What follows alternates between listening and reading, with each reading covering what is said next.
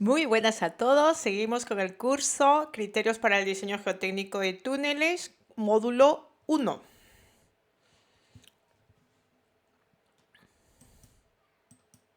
Tema 1, fundamentos teóricos de los túneles, clasificación de los túneles.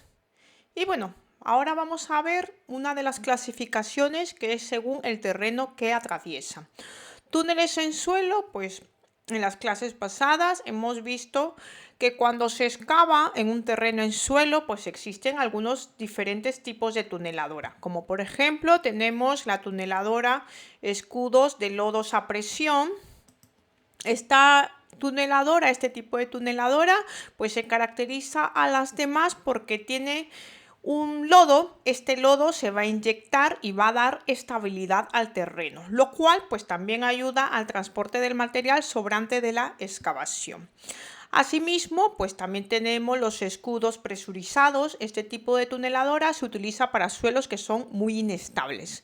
Y también tenemos las tuneladoras escudos a presión de tierras, que son la Earth Pressure Balance. Esta tuneladora se puede utilizar para terrenos que pueden presentar algún tipo de inestabilidad o para suelos que son muy arcillosos. Aquí vemos algún tipo de tuneladora. Por ejemplo, esta fotografía, esta sección es para la tuneladora tipo EPB.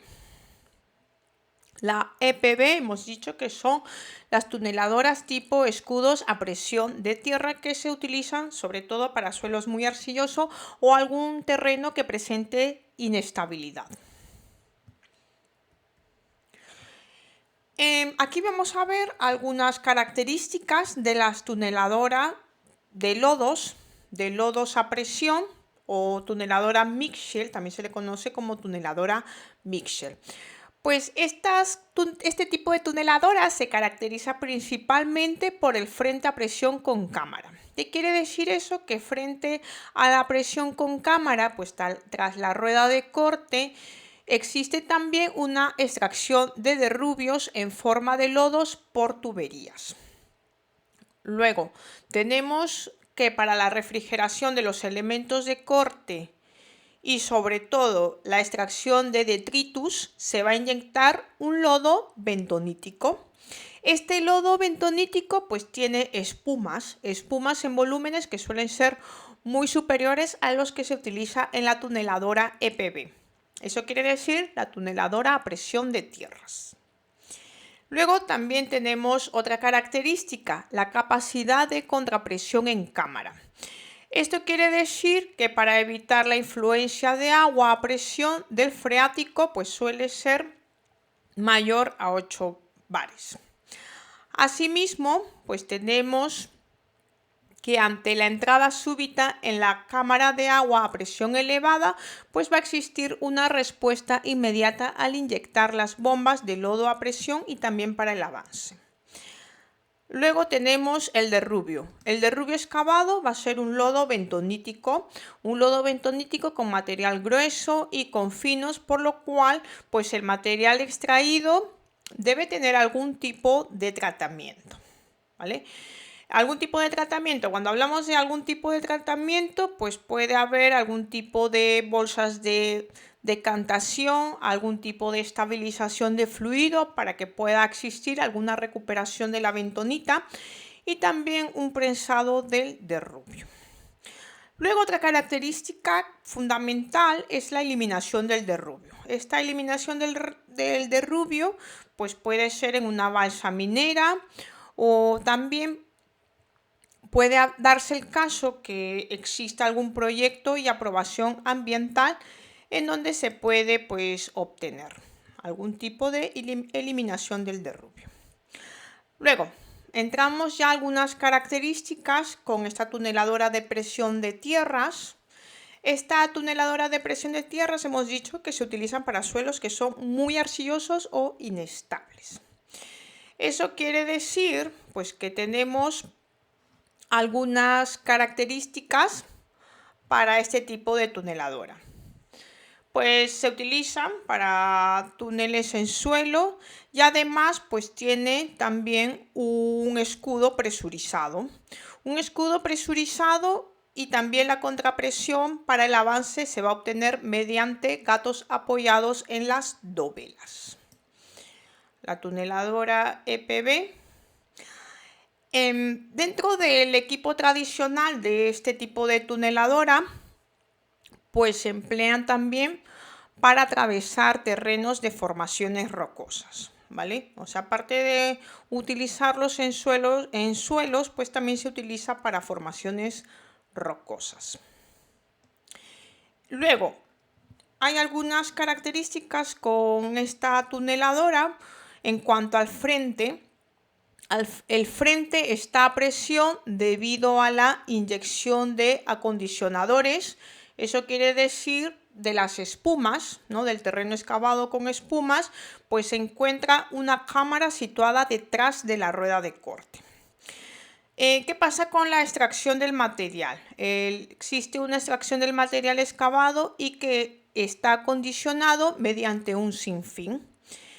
Además, tenemos que a mayor velocidad de avance con menor extracción, pues vamos a tener una mayor presión. ¿Y qué pasa si tengo una menor velocidad de avance? Va a existir una mayor extracción, por lo cual pues se va a generar una menor presión. Eso tenemos. Luego, con la contrapresión. Con la contrapresión, para el avance, pues se va a dar siempre contra los anillos de dovelas. Se puede controlar la presión de afluencia de agua. Se puede garantizar también la estabilidad del frente en suelos o el paso de fallas. Y luego, pues el material excavado. El material excavado es contaminante por el defecto de las espumas añadidas. Eso quiere decir que voy a tener una espuma que va a ser igual al polímero más el tensoactivo. ¿Qué quiere decir? El polímero pues va a aumentar la viscosidad del derrubio si no está en movimiento, y con el tensoactivo que pasa pues me va a formar una espuma. Esta forma de espuma va a tener una incorporación de aire en burbujas que son estables, por lo cual el fluido pasa a ser comprensible. Aquí, para tener una idea un poco más clara, pues vamos a ver un vídeo.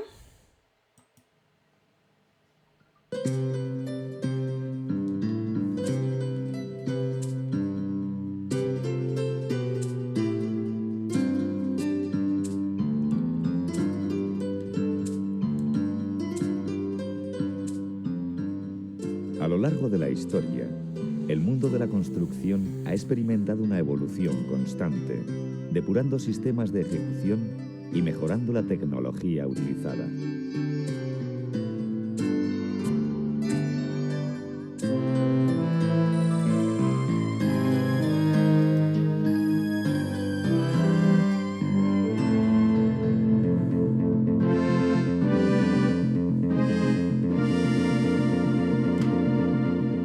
La excavación de túneles ha tenido una evolución clara, distinguiendo métodos de excavación que permiten acometer diferentes y cada día más complejas infraestructuras.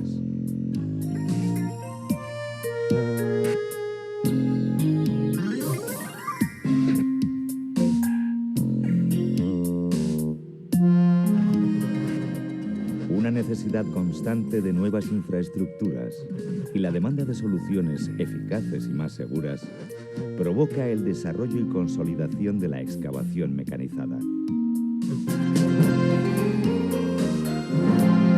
O bajo estructuras necesarias para la carga y extracción del material. Todos los mecanismos necesarios para el accionamiento de la rueda de corte y empuje del escudo se emplazan dentro de una estructura laminar de 80 milímetros de espesor llamado escudo principal.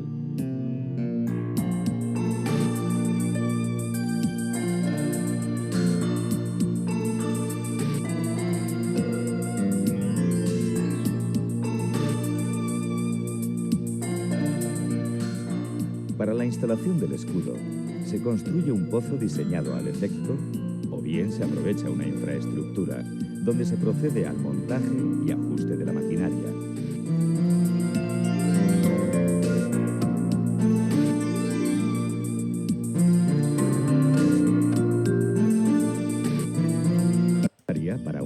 empuje hasta poder apoyar en un anillo de dovelas. Disponiendo de numerosas piezas de corte, dependiendo del terreno.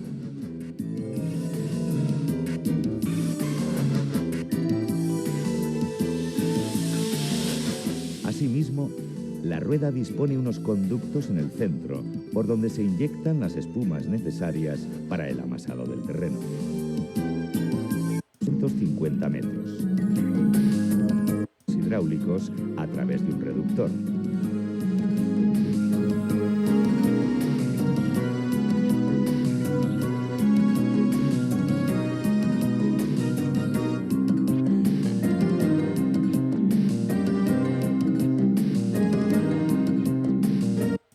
De contrasoporte para el avance del escudo. Y formando de esta manera un anillo completo.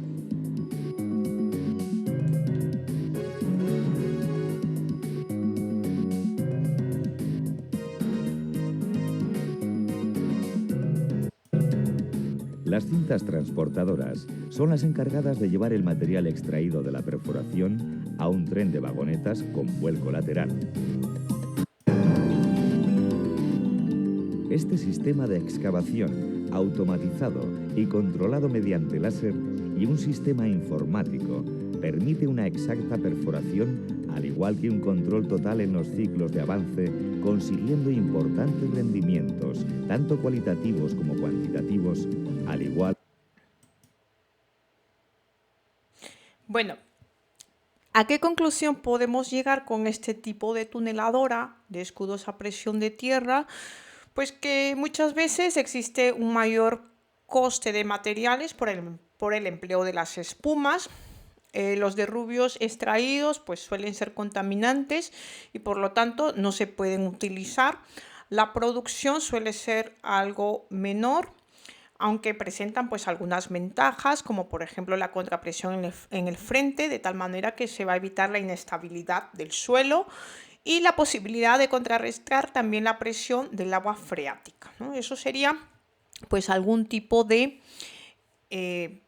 características o conclusiones que podemos llegar a este tipo de tuneladoras. Y ahora pues vamos a ver las que son tuneladoras para excavar en roca. Pues tenemos las rozadoras puntuales. Estas rozadoras puntuales pues se le conoce que está constituido fundamentalmente por un brazo en donde va a tener un extremo. En este extremo pues tiene una herramienta, lo cual esta herramienta me va a permitir el rozado. Pues este rozado se permite por realizar un giro en el eje del brazo, que se llama esta actividad el milling. Y luego pues también tenemos otro rozado extremo, en donde existe un doble giro que es perpendicular al eje del brazo. A esto se le conoce como ripping, ¿vale? A esta actividad se le conoce como ripping. Entonces, hay que tener en cuenta que también dentro de los túneles excavados en roca, pues tenemos las rozadoras, tenemos también la perforación y voladura, tenemos también el martillo hidráulico. Entonces, ¿qué diferencia hay? Pues que con la perforación y voladura pues se puede realizar una perforación con jumbo, se puede realizar también una carga de barrenos con cañas y se implementa también la voladura. Con el martillo hidráulico pues no se considera como un rozado, sino se considera como una trituración que es mecánica y similar a la que es producida por la voladura. Este martillo hidráulico se le conoce también como una herramienta de impacto o como martillo picador. Se utiliza como método auxiliar cuando no es posible utilizar los explosivos, ya sean por problemas de vibraciones o por problemas medioambientales. Eso básicamente sería la diferencia. Y bueno, pues hemos dicho que dentro de las rozadoras puntuales pues existe un brazo en donde existen algunas ventajas. Algunas ventajas porque me va a rozar materiales de mayor resistencia. Algún inconveniente en que se puede embotar pues más fácilmente. Luego, pues también existe otras características en el brazo, en este brazo donde se va a producir el ripping, pues que se va a embotar menos. Y otra ventaja es que se puede autolimpiar con el giro más fácilmente. ¿Qué inconveniente hay? En que me va a rozar materiales de menos resistencia. Luego, tenemos aquí los recolectores de rubios. Pues se puede decir que es una máquina de ataque puntual, en donde va a tener pues en el extremo del brazo unas picas, un cabezal rotatorio en donde contiene estas picas. Se utiliza para materiales de resistencia media a alta, lo cual pues se puede utilizar, estamos hablando de que se puede utilizar para materiales con resistencia de 20 a 60 megapascales. Además, hay que tener en cuenta la abrasividad de la roca. Luego tenemos también, este es un tipo de rozadora. Es una máquina excavadora destinada a las excavaciones y obras subterráneas, por lo cual pues tiene una cabeza armada, tiene las picas. Estas picas van a triturar la roca y también va a arrancar fragmentos de roca y mineral. Estamos hablando que al triturar pues se van a obtener materiales de menor tamaño, como por ejemplo se van a obtener también minerales, carbón, y también pues se puede dar que estas máquinas se utilizan también para túneles de carretera, túneles de ferrocarril y galerías de mina. Básicamente una tuneladora se compone por la cabeza, ¿vale? Esta cabeza, ¿qué me incluye? Pues me incluye las ruedas de corte. Además, la rueda de corte pues incluye también algunos elementos como por ejemplo los discos, las picas y los scrapers. Huecos. También me incluye huecos para dejar los materiales excavados que son de distinta geometría y también de un número variable. Luego pues también se puede tener que la capacidad del rozado se va a obtener de acuerdo a la resistencia del material. Esta resistencia del material y la capacidad de rozado pues se estima a partir de ¿qué? De los números de discos, de las picas y los scrapers, y también del porcentaje de huecos que se obtienen en la rueda. Como ejemplo pues tenemos la tuneladora Tunnel Boring Machine, en donde va a tener pues una cabeza giratoria con sus herramientas de corte, va a excavar el terreno, va a extraer el resto del material excavado fuera del túnel, lo cual pues puede avanzar empujando también por los gatos hidráulicos, y después se va a obtener pues un revestimiento que puede ser definitivo. Entonces pues tenemos como ejemplo esta tuneladora tipo la Boring Machine. Aquí ya les muestro los elementos de la tuneladora, que se le conoce también como rozadora de roca a plena sección. Pues tenemos la rueda de corte, como vemos aquí, la rueda de corte, tenemos los discos, las picas y los scrapers. Los scrapers se le conoce también como raspadores. Eso sería todo. Muchas gracias por su atención.